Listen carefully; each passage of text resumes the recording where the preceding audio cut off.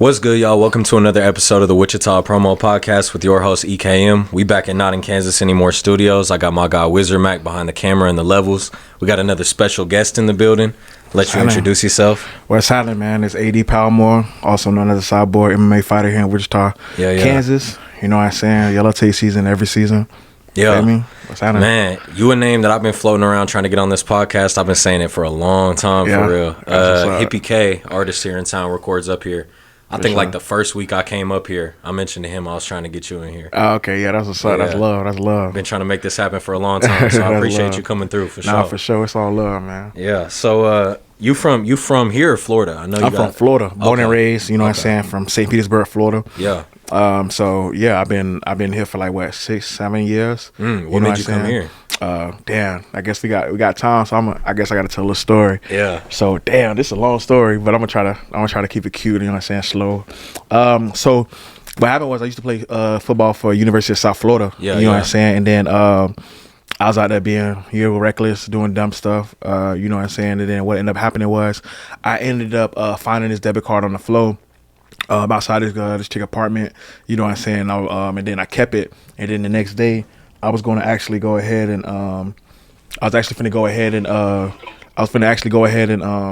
return it back in. Yeah. But I didn't. The next day, I had ended up going to the. Man, I ended up going to pay a traffic ticket. Man, that job was like $400. Man, that job was so crazy. So I went to go pay the traffic ticket, and I was like, man, I'm hungry. We ain't got practice today.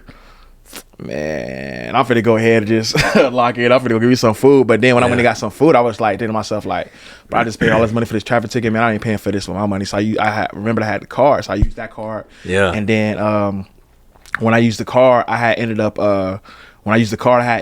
telling them I swiped it again. I went to one restaurant, and I went to another restaurant. And then what happened was I had it too long to the point where they said that when they ended up, when you swipe it, they'll say it's been stolen. You feel me? And I didn't know that. So she was like, oh, okay. So she was like, oh, when I gave it to her, she was just like, oh, I got your stuff. What I'm going to go ahead and do is I'm going to go ahead and use the back register. She said it's not working properly. Yeah. So she went back there and she was like, your food going to be ready in like 10 minutes. You know what I'm saying? Next thing you know... Next thing you know, the police pulling up, man. Yeah, so that's when they were just telling me, like, why you did it, what's going on. I just told them, like, you know what I'm saying, I was just getting there for food or whatever like that. Just not really thinking too much of it, you know what I'm saying. Went to the police, they took me to jail and stuff like that because it was reported stolen. Yeah. You know what I'm saying. And then I'm in there. It's crazy because I was in there and I'm like, man, all this stuff happened like at like 2 o'clock. I finally get in my cell around like 10 p.m. And I'm in there. I'm like, bro, I'm really in here, bro. Like, what the fuck? What really hit me was the fact that I was like, I'm on my top bunk. You know what I'm saying? My cellar, he's asleep. Then I'll hear a big ass fart.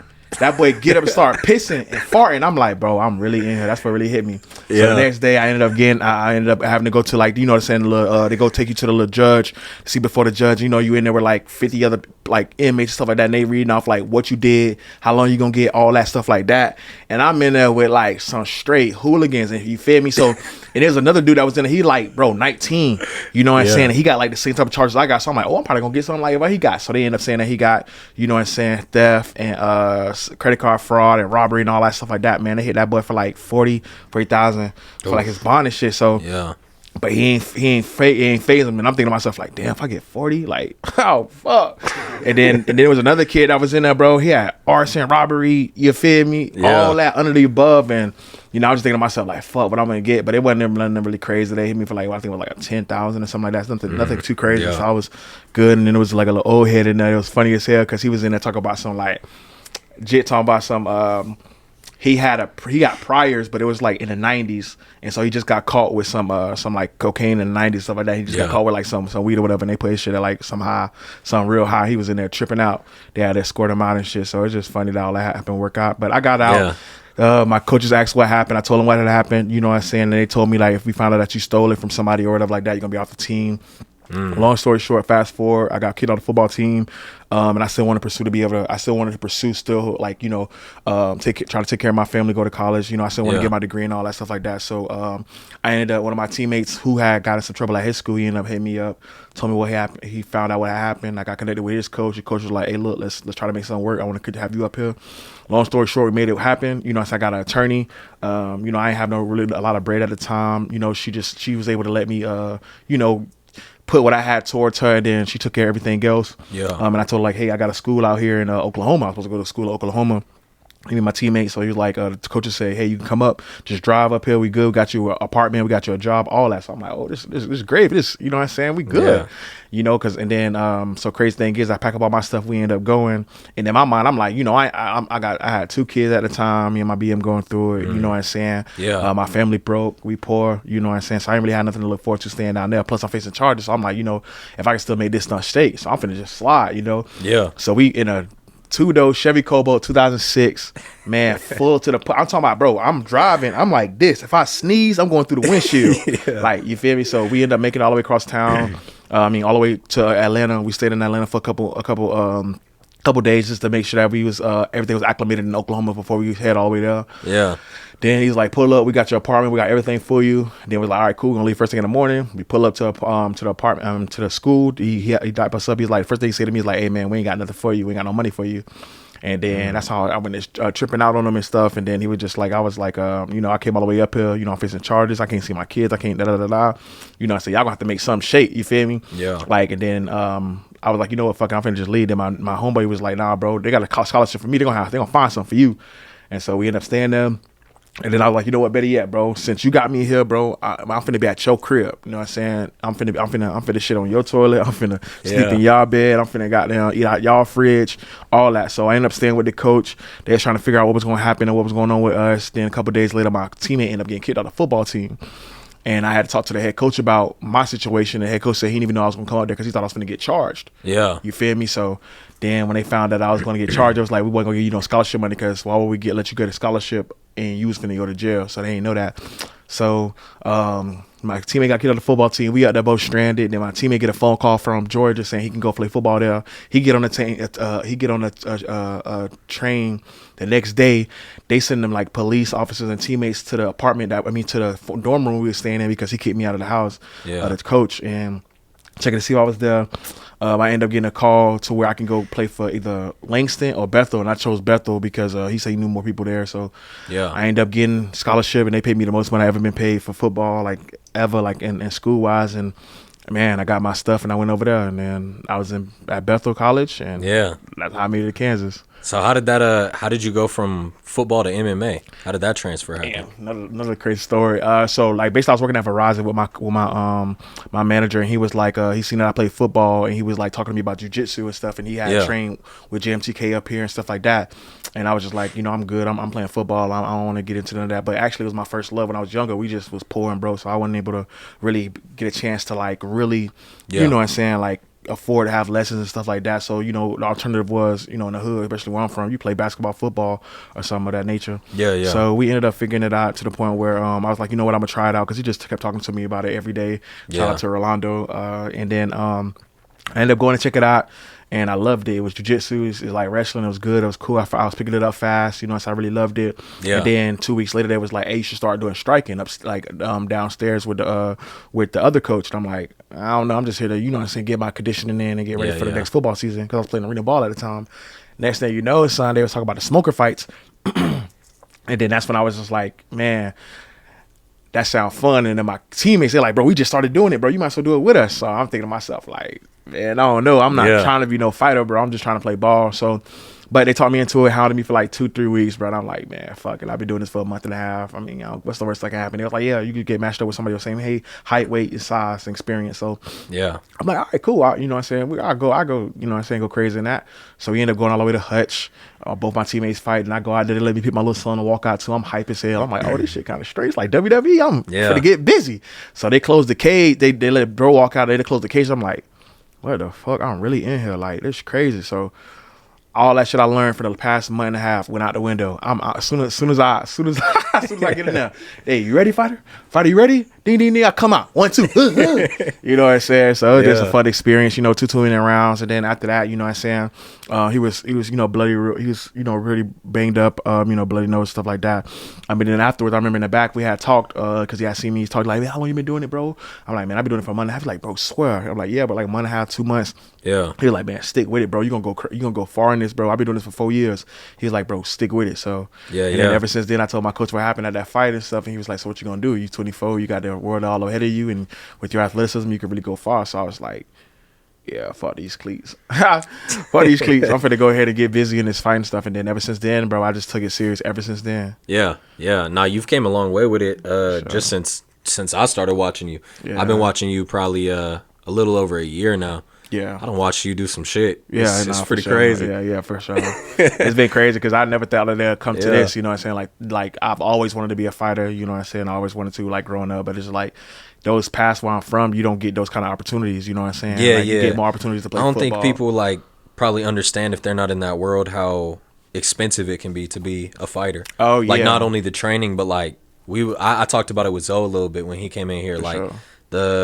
The like health insurance and the injuries you got to go through and shit. Like I can't even imagine. The crazy thing is, it's like there's more of a system to where the youth can get involved. Like where I'm from, like it's only like karate and stuff. I never heard of jiu-jitsu. Yeah.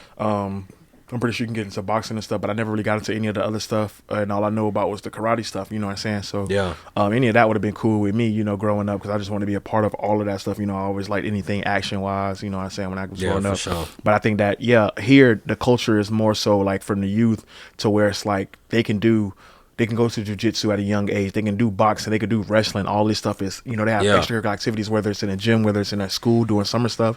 It's real dope. Where I'm from, it's more so we have the private workouts with coaches to do football and basketball stuff, and baseball. So it's not as part of our culture as much as it is up here. So I think the opportunities up here is very fruitful for me because I was able to find out, more things about how to get to the next level with this fighting stuff because there was just more stuff available up here. Yeah, for sure. It's kind of crazy just to think about how new MMA really is in like the grand scheme of things too. Like really as a sport, like it's pretty new when you compare it to like football, baseball, like it's kind of a new thing. Yeah, because you still got people saying like, oh, you do UFC? Like, you for sure. They have no idea. So it's like, but that's the dope thing about it is because you know what I'm saying, they recognize UFC and they recognize that UFC is MMA. Yeah, and it just has a crossed over as much as like that popular, you know what I'm saying? Yeah. So I mean, but I love it. I love it. You know what I'm saying? Fighting has been a part of my life, whether it's been figuratively or physically. You know what I'm saying? Been fighting to get an opportunity and a chance my whole life. So it's really just the understanding of who I am. Yeah. How'd you link up with 316 MMA?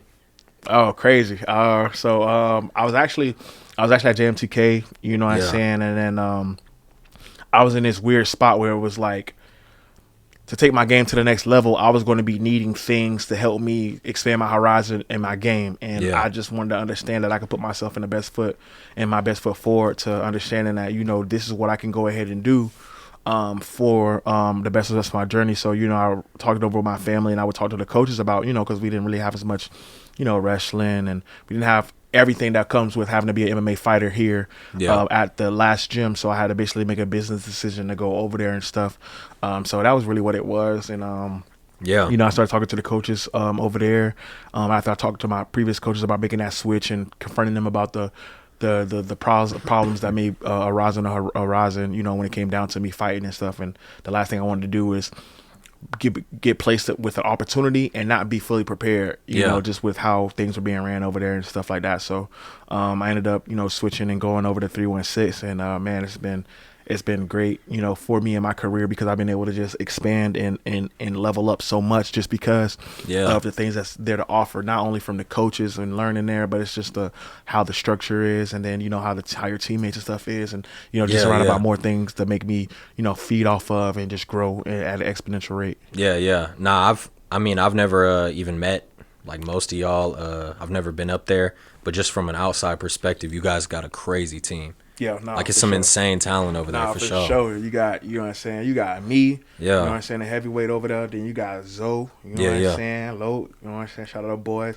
Got TNT, you know what I'm saying, like Trent, Sean, like it's a handful of us, over there. Kayla, You know, just it's just a handful of us that go over there and get the job done in any of these weight classes, whether it's male or female. You know, you can really just get that work when it comes down to 316. So I'm just a part. I'm just happy to be a part of a team that's growing and being put on the map early. You know, because a couple years ago you couldn't even know who we was until some of the top dogs in there started making some noise, and then making things shake. So I'm just real appreciative of being able to be a part of a team that's on the up and coming, and then being like, oh man, who are those guys over there? And it's like I'm part of that bunch. So it's just great, man, to be able to see that on a fighting level and on a jiu-jitsu level. You know, because we got people who compete in jiu-jitsu who dope, and we got a dope comp team. We got some kids that's some dogs. You know what I'm saying? Even my foster kids fight. So it's dogs everywhere. We're a little kennel.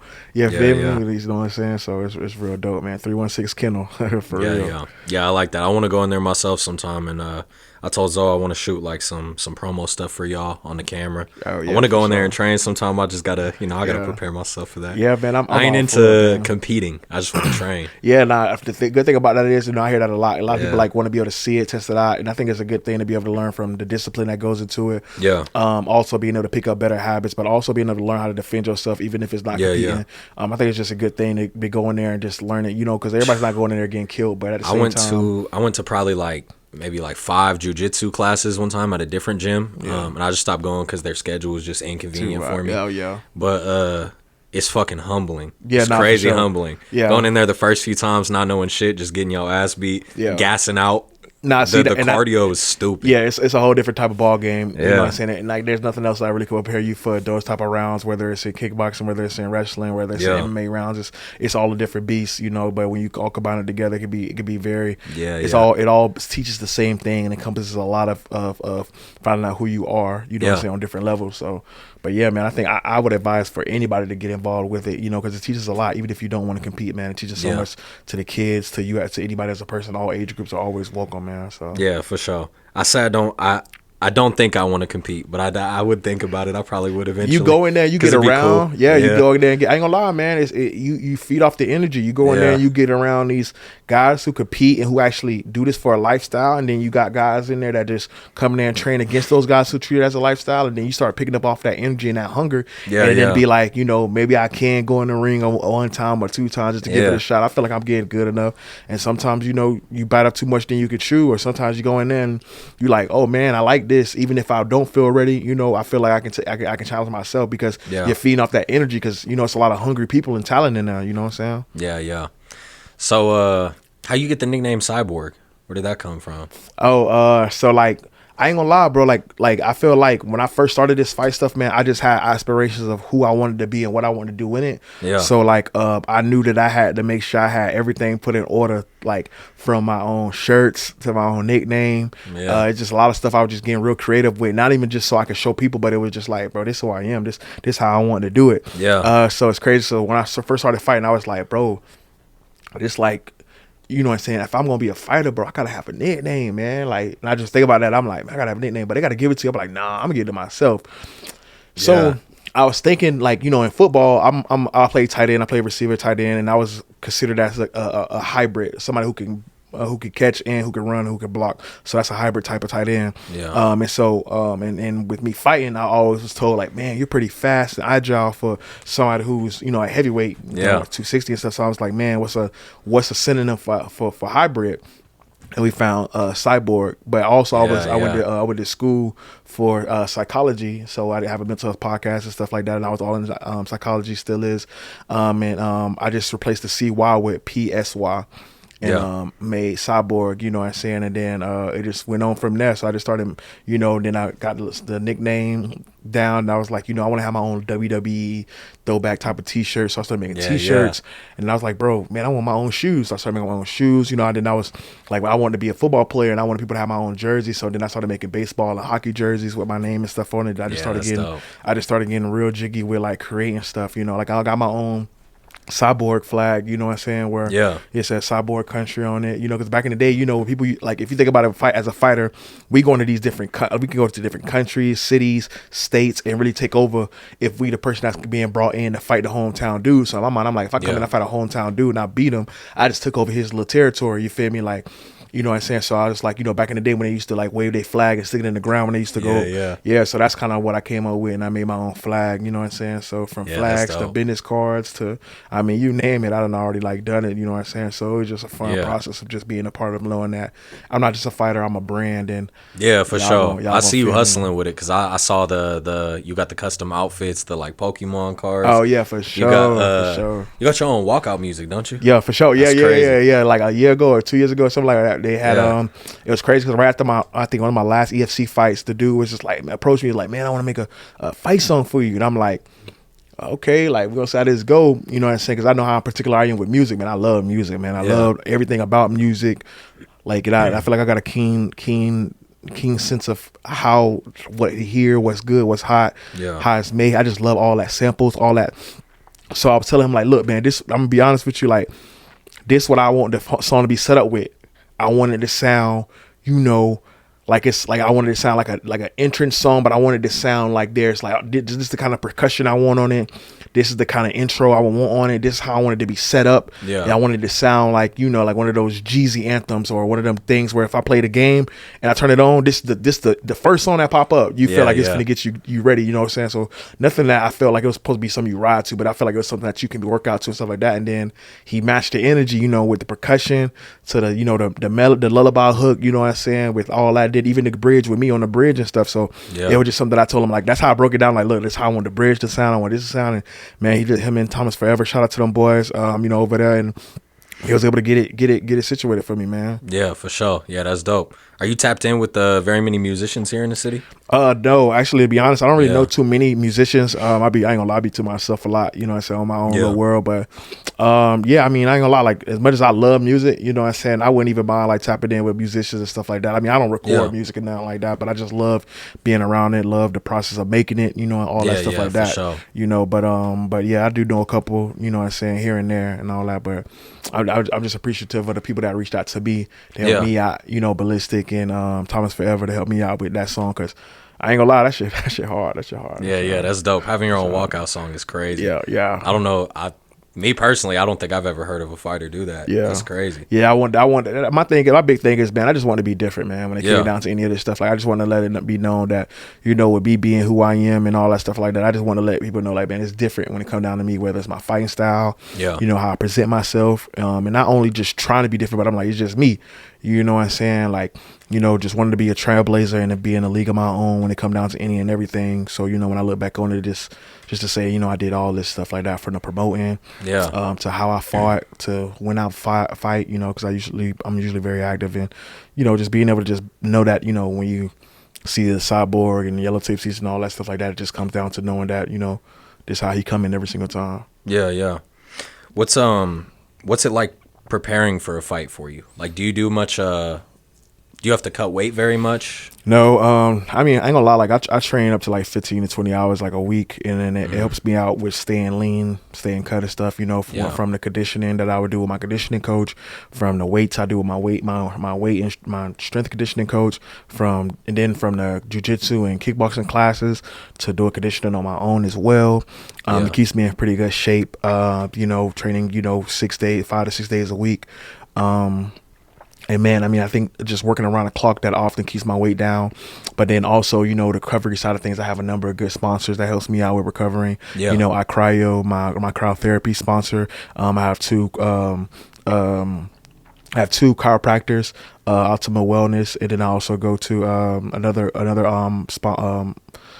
chiropractor. And then also, not even just that, I mean, it's just also being able to have different people in my corner to help me navigate to, hey, help you out with this, like if something were to ever happen with my health wise, they can navigate me to the right people and stuff. So just having some big names and some other places helps me out with that, but I've been able to come across a nice amount of sponsors when it comes down to it. Like I got weird sponsors, like I got a dentist sponsor, you know what I'm saying, I got a CBD sponsor, stuff like that. So I was able to just network with different people to understand, like, not just a fighter, but I'm a brand and I'm a business, so helps me out a lot to be able to get prepared for that fight, is because I'll get my recovery stuff situated, I get my diet and stuff situated too, where I'm sponsored by a person who makes my meals and stuff, so I make sure I'm eating accommodated right.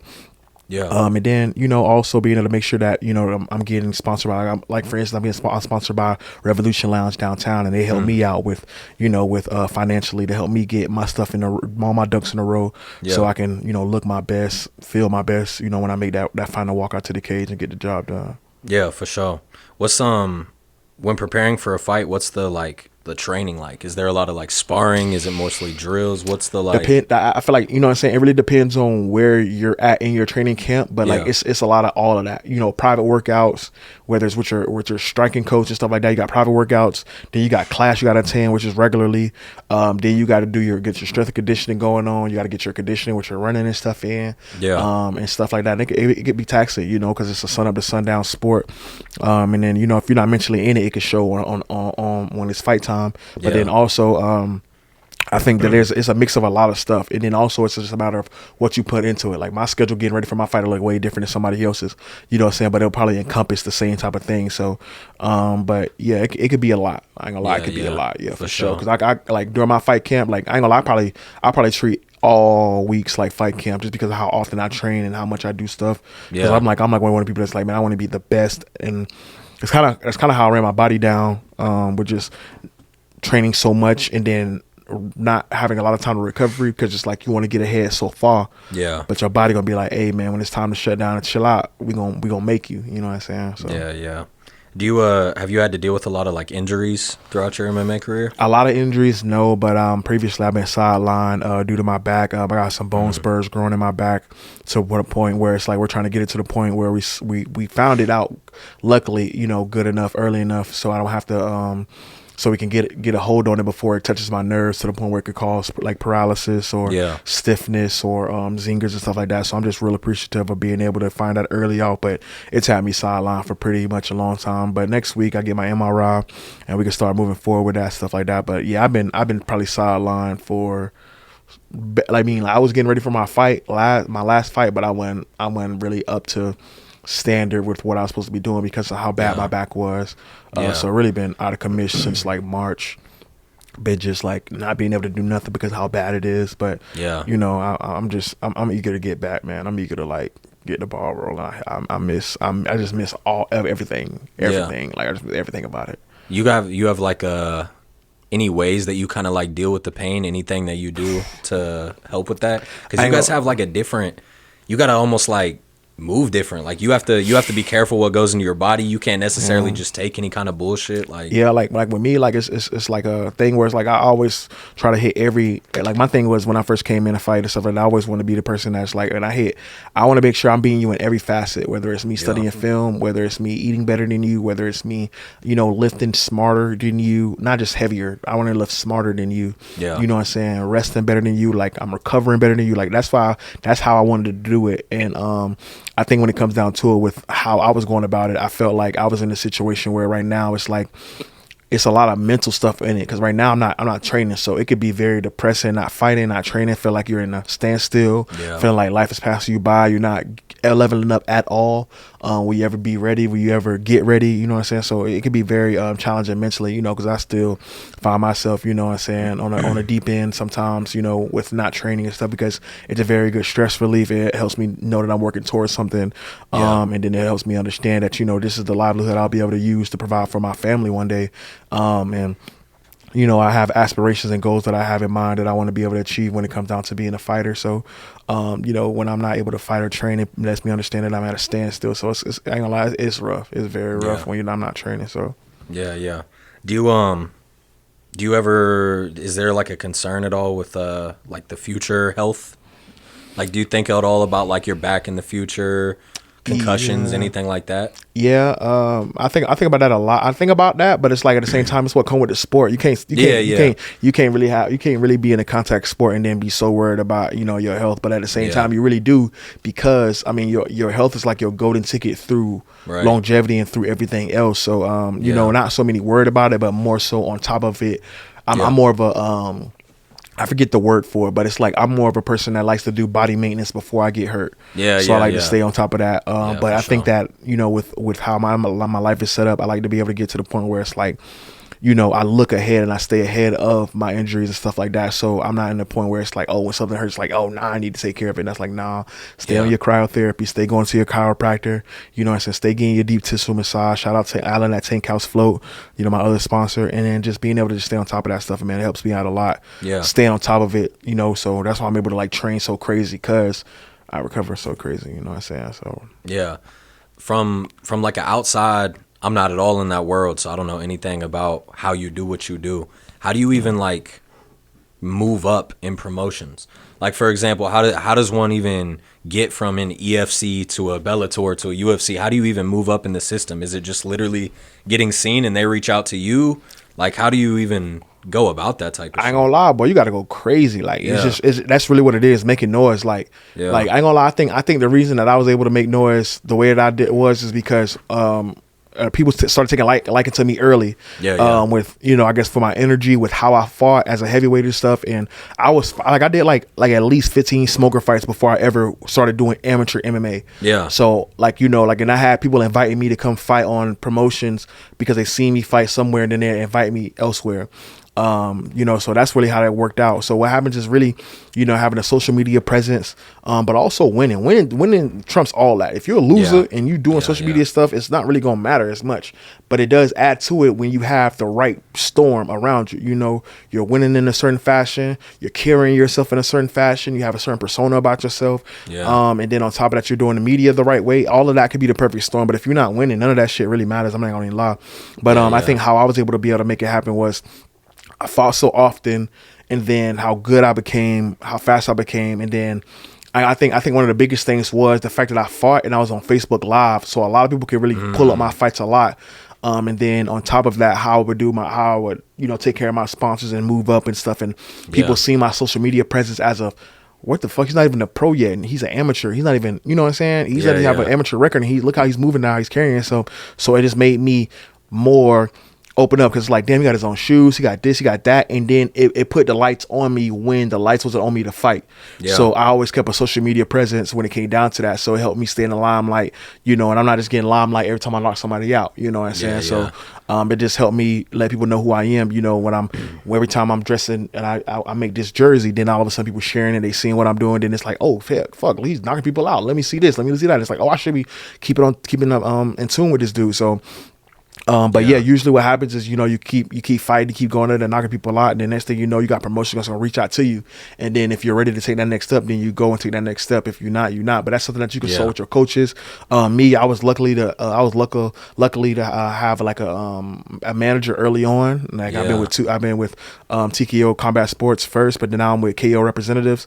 They're my managers currently right now. So I was able to be able to, if somebody would reach out to me, because usually they'll reach out to you, or they'll reach out to your coach, or you'll have your coach or your promoter reach out to people. So that's usually how it does work. So I'm thankful that I've had people in my corner. And then, with heavyweights, it's not really too much.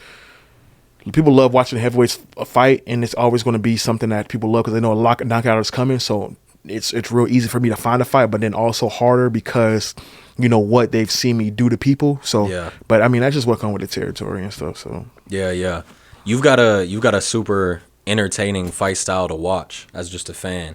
And you've got some crazy finishes that I've seen. Do you have any that are like a favorite of yours? I'm sure the record, the fastest knockout in Kansas. Oh yeah. That I think that's probably my favorite. That's probably my favorite one, because I feel like that was what put me on the map in a sense. And it was crazy how that came about, because I felt like 5 seconds. 5 seconds, yeah. And I feel like the crazy thing about it is I remember that night through and through. Like I remember when I was going in there and I was watching my teammate fight, and then I was hearing the crowd, and then they were telling me like, man, I forgot, they said the gym name, and they were like, I was like, who is that? It was like, that's the gym with all the fighters on it. So the thing is, that's when I realized, I was still new. I'm still hearing about, the fighters and stuff and how this stuff works. So they was telling me that the gym had like 5 to 8 fighters or whatever like that on there, and then the person I was fighting was part of that gym, and then my teammate was fighting somebody from that gym. So I was like, so they feed in their gym. So in my mind, I'm like, what the fuck? Like, and I'm sitting there thinking to myself, like, they really brought us all here to lose. Like, that's crazy. Like, So I'm already and I'm next up. So I'm tripping in my head like, but they got me fucked up, boy. Like, what the fuck they know where I'm from? Like, so then I go out there and I walk out. I'm geeked. I'm turned. I'm already pissed. Like, oh, y'all got me fucked up. Then dude come out. You know what I'm saying? He come out. The crowd go crazy. I'm sitting there like, okay, yeah, I'm finna knock buddy ass out. Then he come in a ring and he stumps. And then he looks at me. Yeah. I'm like, I'm like, oh yeah, I'm gonna get your ass, boy. So then what's crazy is like I'm just sitting there thinking to myself, like, and crazy thing is I watch film and stuff like that. So I was already ready for Buddy, like, because he was undefeated, I was undefeated. Yeah. I watched film, you know what I'm saying? I noticed like you don't like getting hit in the face. You don't like getting hit in the face. You don't like boxing. You know what I'm saying? And then on top of that, I'm like, all right, cool, boom. I'm a switch hitter so I can fight orthodox and southpaw. Yeah. So I'm like, you know what? I know I'm gonna come out southpaw, and I'm gonna test his chin. But the thing is, when I came out southpaw, and then what I did was he threw a lazy jab, like he was trying to get his angles or get his distance, and he threw the lazy jab, and I parried over it and hit him with a jab, and then he fell, and I jumped right on his ass, and I just got up out of there. And then it was crazy because I remember his coaches. I'm looking at his coaches like, as soon as I knocked him out, I looked at his coaches like, yo, y'all got me fucked up. Like, what the fuck is wrong with y'all? And I just remember that shit. Like, it was like, they was like, oh, AD's the real deal, Cyborg, da, da, da. Then it was just crazy because the whole people was going crazy. Yeah. And man, it just helped me out so much because, you know, every time after I fight, I go around the whole stadium and I pass out my business cards. And then I have my Cyborg merch, whether it's my Cyborg jerseys or my Cyborg shirts, and I was just passing them out and stuff like that. And then that just helped because people were taking pictures with me. Then that helps get my name out there. Then I get those one-on-one conversations with fans. And then I'm also get a chance to make some money too, you know, with selling those shirts and stuff like that, especially after some shit viral like that. Like, so man, it was a crazy experience to go in the crowd after all that, knowing I was the away team and stuff. And I was just like, that's probably the best one. Yeah, that's probably the best. You had another one that I watched this morning. I seen it back. I looked up your Instagram and I think you have it pinned. There's one where you hit a dude with like a clean ass question mark kick. Oh yeah, that was crazy. I ain't gonna lie, like, I feel like I ain't gonna lie, when I come out there, man, I be just trying to be able to like just show that I'm different, and stuff like that. You know what I'm saying? I'm not just trying to be some flashy, showy person, but I mean, I feel like that's kind of part of my fight style. But at the same time, you know, if something is open, I'm gonna take it. You know, especially in this fight world, because if somebody else can do it to me, they'll do it to me. You know what I'm saying? So I'm not in there to spend nobody. You know what I'm saying? But I mean, I love my question mark kick. Yeah, for sure. Yeah, clean question mark kick for sure. So I guess one of my last questions, we talked about how crazy the talent in the city. What's some MMA fighters that people should be looking out for here? Everybody from 316, you feel me? From everywhere, like, you know what I'm saying? We got a lot of guys. That's crazy. Like, I feel like for everybody who really looking out for anything fight-wise, man, for y'all to tune in, but y'all need to go ahead and tune in to everybody from 316, man. Like I said earlier in the podcast, you know what I'm saying? You got me, you got TNT, Tyrell and Terrell, you know what I'm saying? Got Zoe, got Kayla, she bare knuckle boxing. You got, you know what I'm saying, Matt Guyman, he bare knuckle boxing. You know what I'm saying? Jessica Link. Who else, man? It's a lot of people, you know what I'm saying? Even from my coaches, you know what I'm saying? Shout out my coaches, man. Chris Harris, you know what I'm saying? Cody Bittler, you know what I'm saying? Caveman, you know what I'm saying? Like, so like we got a handful of people over there, you know what I'm saying, that be able to help us out. So I mean, you can always be on the lookout, you know, if you on the scene and fighting and you come to EFC and all that, you'll know where the talent at. And if you don't know where the talent at, you know what I'm saying? Look up them names and you'll be able to figure it out. Just go to our IG page, 316, you know what I'm saying, martial arts, and, you know, we got it all under one roof. You know, everything that's needed to be had, from the talent, from the coaching, you know, from the dogs to the good workout mentality and all that, you know what I'm saying? So I'm just happy and thankful to be part of something like that, you know what I'm saying? So How did you get connected with EFC? EFC, I mean, that's basically just, you know, one of them things where it's like, if you up and coming in the area and you able to make things happen. I mean, you know, they reached out to me about getting on there, you know what I'm saying? Because I was one of the ones, you know, locally coming up, and it's like one of the up and coming people to be able to get on there. So it was only right that they came and got me, you feel me? So I was just really appreciative of that. And you know, it's crazy because I remember talking to Dave about this like a year or two ago, and he was just like, he was just like, man, like he just always had this thing where he didn't want MMA to die with him. So he was like, man, I need to be able to have a platform to be able to showcase the next talent of MMA. And I think that he was just like, you know, this is how I want to be able to do it and have people showcase that talent through here to let y'all know that MMA is not dead and it's not going to die with me. Cause you know, he was the, you know, basically the biggest one to make it out of there. Yeah. You know, it just made me so happy to, you know, he pulled me aside and we had this talk about how he was like, man, look, I want you to know, like, bro, I'm passing the torch to you. Like, you gonna be the one that take this to the next level. Like, you gonna be the next face of Kansas and stuff like that. And then, like, to hear that from the man himself, and then his right hand man, you know what I'm saying, his coach, tell me the same thing. You know, it just made me realize I was heading in the right direction because I'm hearing this from people who've already made it to where they're at. You know what I'm saying? So, it just lets me know that I'm on the right path. You know, God do his due diligence with reassuring you through different avenues of when you going the right way and when you're not. So I'm just happy that I was able to hear that from him because it made me go a little harder because it's like, okay, if you see that in me and I know it's already in me, then I'm finna go ahead and just, you know what I'm saying, I'm gonna bet the bank on me for sure every time. You know what I'm saying? Don't need much matter, you know what I'm saying, what the bet is. I think that's what I had got on in life is that, you know, my back been against the wall my whole life and I never always been really counted out. And I've been a loser. I've been a broke friend. I've been the person that didn't have much, who came from a poor background, you know what I'm saying, grew up with rats and roaches in the crib. You feel me? You know what I'm saying? Mom dudes, we had to go to, you know, the church on like Fridays and Saturdays where they had the little pantries and stuff to get food and everything, you know what I'm saying, walk miles to pay bills, all that stuff like that. You know, shit, we had to shit in grocery bags, man. Like, you feel me? Like, we couldn't even shower and stuff at my crib sometimes on certain, like, so like coming from that background made me realize, like, man, I don't want to go back to that shit, like, you know. And then growing up with that, you know, I had to leave my family who was living like that, and I had to go actually go to college. And I was like, man, I'm never gonna live like that. I don't give a fuck. Like, I'm finna make something of myself, bro. And if I never would have left and sacrificed that, cause I got 2 kids in Florida, you feel me? If I never would have been like, man, fuck that, man, I'm finna go make a better life for myself. I'm finna get rid of these generational curses, and I'm finna break all the boundaries of what our family is, and I'm finna go make something shake. And then I was able to do that. And now that I was able to sacrifice leaving and not seeing my family on a consistent basis, man, I did that shit. And I was able to come up here and make a whole name for myself in a whole city that I'm not from, nobody from. And then I was able to move my mom and my little brother up here just because I was able to sacrifice, like, seeing them every day. You feel me? Like, I ain't have to see them every day. I was able, like, you know what? If I'm going to spend this time away from them, I'm going to make this shit count. You know what I'm saying? Because, you know, my grandma, she's schizophrenic. She's sick.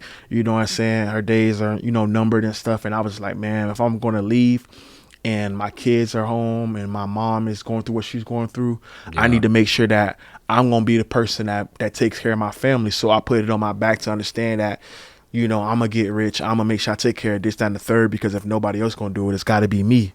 You feel me? So I just took that, like, real to heart, that's what I'm going to do. You know what I'm saying? And it's been paying off because I've been able to help my mom out a lot. You know what I'm saying? I've been able to be deemed, you know, the oldest because of how responsible I am and stuff, and been able to just be able to go out and, you know, help how I need to help when it come down to my family. So I'm really appreciative of being that kind of person, because that's what I wanted to do when I set out to leave Florida. That's what I wanted to become. So yeah, that's dope. It's dope to see where you at right now, just as a fan, somebody who's been watching the fights for a while. It's crazy. For sure. It's now that I sit back and think about it, like, I really do remember those days, you know what I'm saying, the smoker fights. When I was fighting here in town for smoker fights, or when I was traveling. I'm talking about when I was just traveling to Oklahoma just for a smoker fight. Like, they was inviting me to go there for the smoker fight and stuff, and I was just thinking to myself, like, man, that's crazy, like, how y'all was sitting there and just stuff just happened the way it did. I was able to fight often. I was able to train often. Everything just started making sense, and I just didn't stop. You know what I'm saying? Whether I had somebody in my life to help me, push me, I just had this desire within myself to be like, bro, you're going to be the biggest, you're going to be the best. Like, and you got to approach everything like that. So, like, I think that's the kind of approach I take to, like, even my kids, or even, like, not even my kids back at home, or just even people around me. Like, you know, I aspire people to be the best. Like, I'm inspired to aspire people to be the best that they can be, because I do that within myself. I do that to myself. So, you know what I'm saying? I be on my friend's ass, they be on me, or I be on my kid's ass. You know what I'm saying? Because that's the kind of person I am, because I knew what I've been through, and I know what I went through just to get to where I'm at right now, and I knew what it took. And it took exactly what people say, blood, sweat, and tears. Like literally, it took all that. Like, you feel me? So you know what I'm saying. I'm just thankful to be able to have the opportunity to, to still be here on Earth and have the opportunity to know that, I have a future ahead that has not been done yet, but it's just waiting for me to walk through those doors to just be a part of it, if that makes sense. So yeah, I'm just thankful, man. I'm just thankful. Yeah, for sure. Yeah, man. So I guess I don't really have any more questions. Anything you want to shout out, promote, anything like that? Out. You got any fights scheduled right now? I don't. I'm still trying to get my back and stuff situated though. Yeah. But what I can say is I want to just shout out, what I'm saying, my Lord and Savior. I've been getting closer to God and stuff like that, so I definitely want to be able to shout him out because, just understanding that if I wasn't, I'm nothing without him, and he's basically been helping me out with guiding me in the right direction and getting me to where I need to be at and stuff. I want to shout out, what I'm saying, my foster kiddos, Xavier and Daniel, what I'm saying, those are my kiddos. I love them like they're my own kids. My other kiddos, my blood kiddos, Carmelo and Kashmir. Also just, my mom who's been helping me out and me helping her out and keeping me grounded with things of that nature. And then also just shout out to all 316 gang, all y'all, man. Y'all know who y'all is. I just really appreciative of everybody out there who feeds off of each other and helps me become the man that I am. And even my coaches, man, I'm really appreciative of them to be able to help me out in those dark spots that I've been in, whether it's helping me out to get therapy or helping me out to help me out with a certain combo or a certain read that I need to be worked on and stuff like that. So it just helps me out so much to be surrounded by people who show love and actually genuinely give love. So man, that's what I want to be a shout out to them. And then my sponsors as well. That list so long I don't even know if I can even remember everybody, but the Arsenal supplement sponsor, my cryotherapy sponsor, Optimal Wellness, my chiropractor, what I'm saying. Who else? Revolution Lounge, my sponsor downtown. What I'm saying? I'm pretty sure there's so many more people out there. But Butler Hemco, my CBD sponsor. What I'm saying? So yeah, man, I'm just really appreciative of the people who've been able to help me propel myself in the right direction. Because I'm telling you, man, it's nothing that you can do by yourself. And I'd be a fool if I said that I was able to make it this far by myself. But I'll also be a fool if I said that I only was able to make it here with everybody else. I was also be able to make it here with my mindset. That's another thing that got me to where I'm at. So my mindset really separated me from a lot of things that would have helped me stay average. And so just appreciate all that. So yeah, man. Yeah, well, with that being said, man, I don't got no more questions. Anything else you want to say at all? Hey man, hey, look, keep God in your life also, what I'm saying? And then also, man, be on the lookout for me. I'm coming back soon, what I'm saying? Better than ever, what I'm saying? It's almost going to be like the little second rise of me, what I'm saying? My second part of my career, just being able to take this time out and be able to get my head situated from therapy and getting my family and stuff situated and getting my head back intact. And I think I realized a lot of things is understanding that when you really sit in a situation where God has his hands on everybody, and sometimes God will remove and place you in different places for you to be able to realign your focus. And I think that's probably why I had to take a step back from fighting, is because God is realigning my focus and my priorities in life, so I could be able to be in the right positions possible. So when that opportunities come later on, I'm able to take advantage of those opportunities. So I'm just thankful to be able to sit in these lessons and learn that, the hard way, because I hate to pass up on the opportunity because I wasn't mentally clear or ready for that. So with that being said, just be on the lookout, I said, for the Psyborg return, I said, Tate season for sure. For sure, For sure. Yeah, let me know when your next fight is, when it does get scheduled. I'm there. For sure. I think everybody gonna know. I got a lot of things on the tuck, from different things I'm going to end up promoting. I got a lot of stuff on the top, man, that I haven't even posted about, that I haven't even told people about. So, man, I'm just ready to get back out there. Once I start back fighting and training, man, everybody starts seeing all that stuff. I got so much stuff I haven't even posted yet. From material to pictures to videos to all that. So I'm just ready to get back into it when my body is ready. I don't want to go prematurely and mess something up. So I'm just ready for when my time is ready and just ready. So when it's my time, I'm just going to be able to take full advantage of that opportunity and put my best foot forward, for sure. Yeah, for sure. Yeah. Well, I appreciate you for coming through, giving us your time. Sure. It's all love, man. Love. Appreciate y'all for listening. That's another episode of the Wichita Promo Podcast. For sure, man. LT season. Stupid.